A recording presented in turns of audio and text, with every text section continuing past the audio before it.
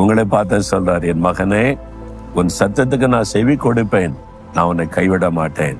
என் மகளே, நீ கூப்பிடும் போது நான் செவி கொடுப்பேன், உன்னை கைவிட மாட்டேன்.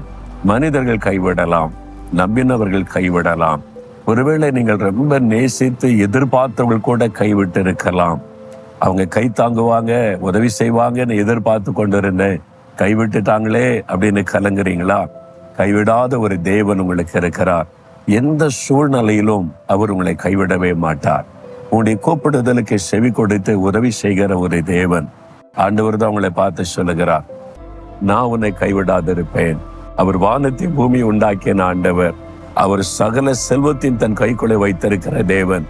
அவர் உங்களை கைவிட மாட்டார்னு வாக்கு கொடுத்திருக்கிறார்ல, அவரால் செய்ய முடியும்.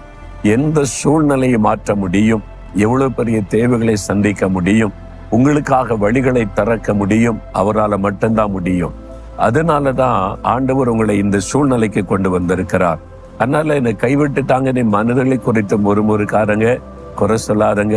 இந்த சூழ்நிலைக்காக ஸ்தோத்திர ஆண்டவரே, நீங்க என்னை கைவிட மாட்டீங்க, நீங்க தான் வல்லமை உள்ள ஆண்டவர் அப்படின்னு நீ விசுவாசத்தை அறிக்கையிடுங்க. இன்றைக்கு அற்புதம் நடக்கும்.